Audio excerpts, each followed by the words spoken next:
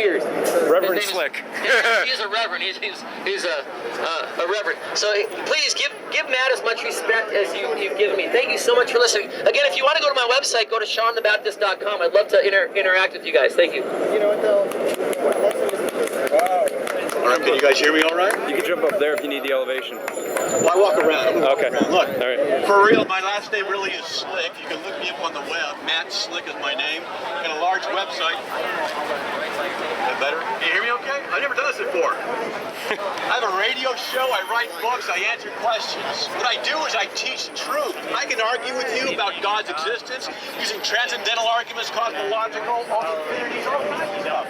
I can do it point people to Jesus Christ because He is the way, the truth, and the life. If you got a question, ask me. What do you got? No, hold on. Let me answer the question. Just because someone uses the Bible to justify something doesn't mean that that's what the Bible teaches.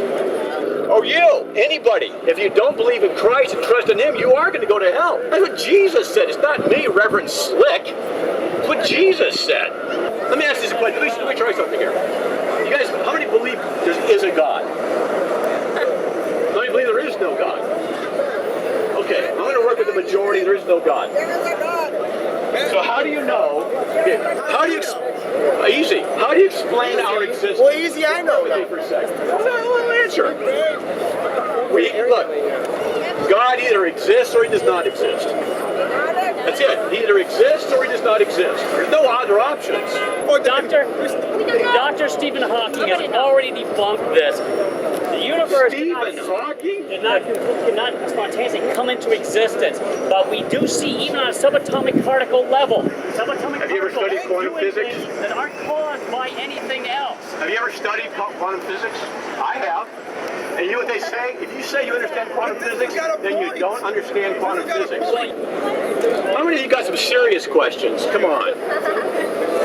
Give me a serious question. All right, let's see a serious question. Serious one. Ready? Yeah, right. Why did Jesus have to be crucified? Why did he be crucified? Well, he didn't have to be technically crucified, but he had to die and shed his blood. Why? Because there had to be an atoning sacrifice to appease an infinitely holy God. When we sin, who do we sin against? God. Who forgives? God. Who pays? God.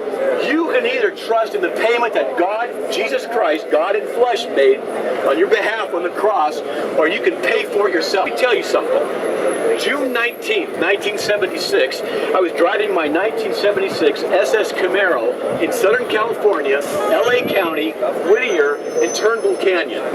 Somebody was in my lane. I scooted around a little bit, I'll admit it. I ended up going over a cliff, down about 30, 40 feet. You can see the scars if you get close enough. Still have them. It took me 2 years to fully recover. Now, I remember this very clearly. How is it to wake up? This is what happened. Brain's a weird thing. I can still, right this second, remember this. You wake up in darkness. This happened. Wake up in darkness. You don't know where you are, but your brain's wiped. You don't know where you are. You don't know what your name is. You don't know anything. What happened? You don't know. It's dark. It's cold. You hear wild dogs in the background getting closer and closer. The full moon lights up on your face enough so that when you feel the wetness on your face, you can see the blood coming down and dripping off of your elbow. That literally happened to me June 19, 1976. I remember what it's like to be utterly and completely alone. I was so alone. Didn't know my name. I didn't know what had happened. I didn't know where I was. I didn't know anything. And I was utterly, completely alone. You add fire to that, and you've got hell, and it never ends. And this is what Jesus came to save you from. The eternal righteous judgment of a holy God. God exists, and He is perfect, and He's pure, and He's holy. He does not vary. He does not make mistakes. He doesn't guess. His quality and His essence and His nature are pure and perfect, and He requires nothing less than Himself, absolute perfection, which is why Jesus is part of God who came down and fulfilled the law of God perfectly, never sinned, never lied, never lusted, never did anything bad, lived that law perfectly, and died on the cross so that we could rest under what He did. All salvation is. Salvation means to be delivered from, saved from. Saved from what? The righteous judgment of a holy God who must He must exercise his holiness. He must do that.